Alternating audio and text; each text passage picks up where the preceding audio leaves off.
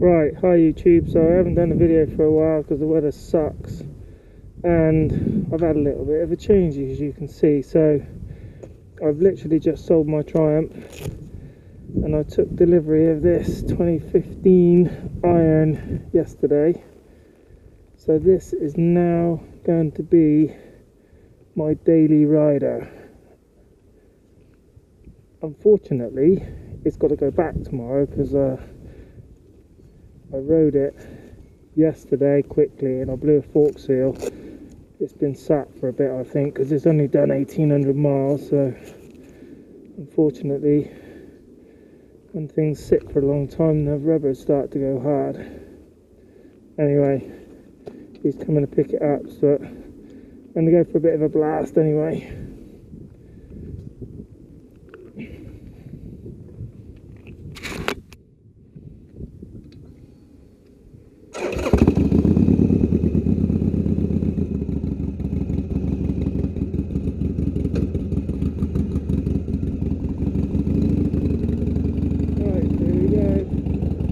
I owned a Sportster before. I really like the look of these irons, all black.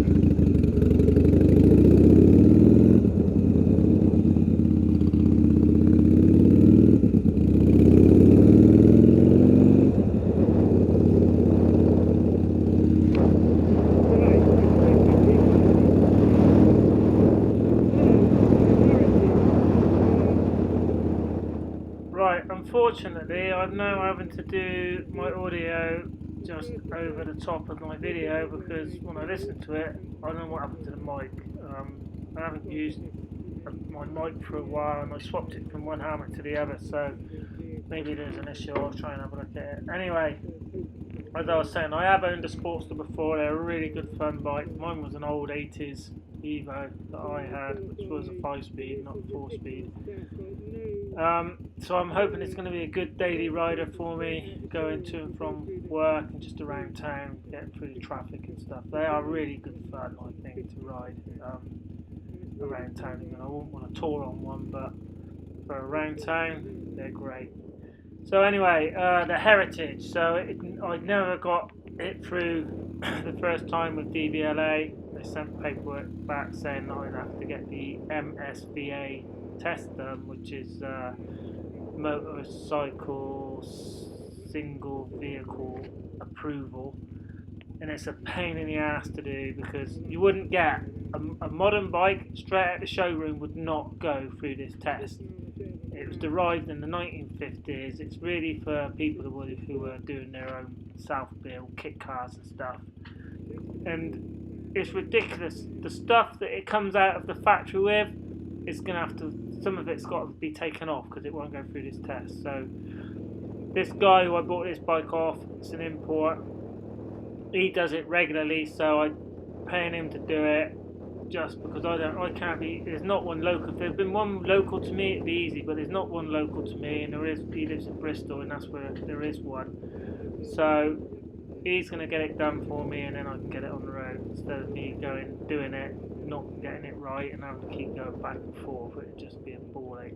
So hopefully within the next 3 or 4 weeks I'll have the Heritage on the road. But the weather has been so bad, it's just constantly been raining, so I haven't been doing anything but just commuting to and from work. So I haven't been out and done any videos, but I thought I'd just take this for a blast today, just whipping over to my sister's. As I say, it's unfortunate that I'm going to be bikeless because this one's going to have to go back to have the fork seal sorted, and the fuel light is staying on when the tank's full, which seems to be a common problem on these Sportsters. But so he's going to look at that, and the fuel pump is definitely staying on when I turn the ignition on. Instead of just priming it, it's staying on. So I mean, the bike runs superb. It pulls like a train and what have you, but these issues are going to have to be sorted first. Anyway, so hopefully that'll be it. I'll get the Heritage on the road. I'll have this as my daily rider, and it'll all be good. But Now the other thing about, I was going to come back over to the States, to Tennessee, meet up with some people that I met. I was going to stay with them and that, but what the killer for me is the bike hire is just so expensive compared to a car. Just for a bike hire for 10 days, including insurance, it's like $2,300, and I just can't get my head around spending $2,300 for hiring a bike 10 days when for another $1,000 I could buy a blooming Sportster. So I don't know what I'm going to do at the moment. I mean, ideally I want to be able to really buy a bike and leave it there and have a bike there that I can use, but obviously if I do that, then the person who I leave it with will probably need to own the bike, and I just pay for it and insure it, pay for the insurance, and then the bike, as long as it's insured, that someone else can ride it, and I've got a bike there to use instead of, forking out a couple of grand every time I want to get over and ride a bike. So I'll have to look at it. Maybe I can't do it this year. Maybe I'll just have to hire a car this year, and maybe talk to some people about being able to leave a bike somewhere. Considering that, you can hire a car for like $600, it seems crazy that the bikes are so much more expensive. And it looks like you're just tied to using Eagle Rider. So I could not find any other people for hiring a Harley other than Eagle Rider. Harley dealerships don't do it anymore. They just seem to use everything sort of sourced out to Eagle Rider. So that's a bit of a pain, but there you go. Anyway, back to this bike. Yeah, I really like the look of this bike, all black. I'm hoping that not having all the chrome and stuff on it, it's going to winter not too bad. I'm going to spray it up with some anti-corrosion stuff once it starts. There's not going to be any more salt on the roads now, so it'll be fine, but get to sort of December, January time when the salt's on the road. So there's some spray that I've been told about. I cannot remember the name of it for the life of me, but I'm hoping I'll keep it sprayed up with that, and it will stop it from corroding too much. I mean, my Triumph didn't do too bad, really. The worst thing about the Triumph was having the spoked wheels. The chrome on the wheels wasn't great, not like the old British chrome. It was like an Italian rims. It didn't take long for them to start pitting and the rust getting in. At least with this, it's got mag wheels. It's belt drive, so I ain't got people worrying about the chain going rusty. So it should be pretty good, I'm hoping. We'll see how it fares once the salt's on the road. But they are really good fun to ride.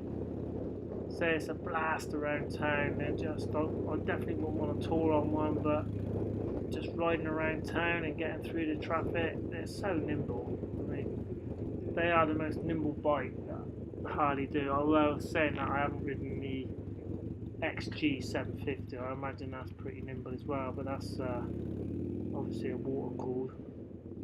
And you can't. There's so much stuff you can do to Sportsters. You can really make it your own. There's stacks of aftermarket parts for Sportsters. They've been around for so long. So compared to the XG 750, which is obviously made in India, I was toying with that one at one point, getting the XG, but I decided to go with the Sportster just purely on the fact that there's just so much stuff you can get from. So I'll probably make a few changes to it. I'll probably change them bars. I'm not really into them bars too much. I'm not sure what sort of bar to go to. I might go for like a sort of a slightly lower, like a beach sort of beach bar. A lot of people I see put the old Z bars on them.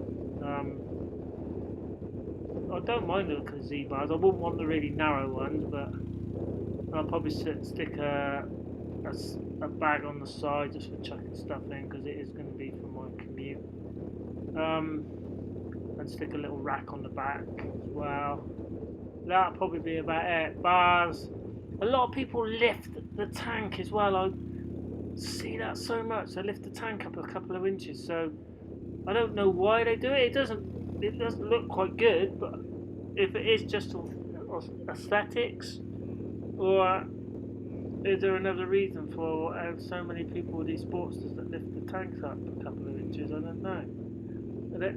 I don't know. I did look at it today just to quickly see if I could see why that fuel gauge was kept flashing, just to see, make sure there was no wires that were loose and stuff. But there's only one wire that goes from the fuel pump down to the ECU, so I couldn't see anything wrong with that. I don't know. I did clear the there was a couple of codes, and I cleared error codes, but they weren't nothing to do with the fuel pump that I cleared. They were to do with the land sensors, and this bike probably hasn't got them on anymore, but it's got Vance and Hines exhaust system on there, so I don't know. Hopefully you can sort it out quickly. Anyway guys, you can watch the rest of the video. It's just me having a bit of a blast round on it, and hopefully I'll catch you later with some more videos. Thanks.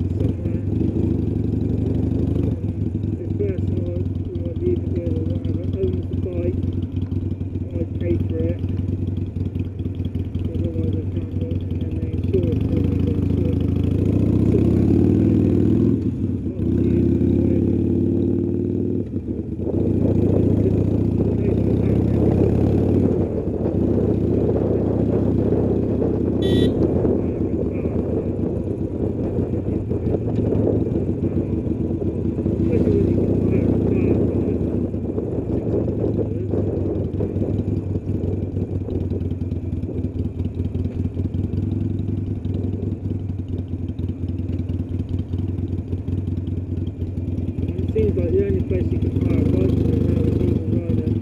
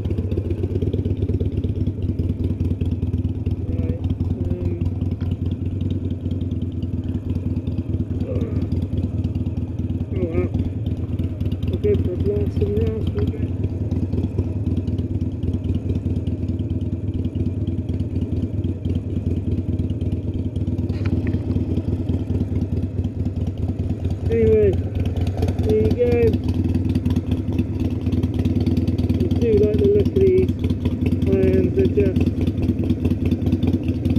no chrome, it's all grey, or very little chrome. I might even change these derby covers to black as well, because I don't know, I'm going to have to spray it with something to try and keep the wind off it as best I can, but it sort of attacks it pretty quickly. Anyway, here you go guys.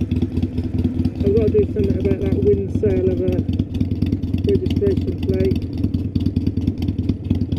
Catch you later anyway.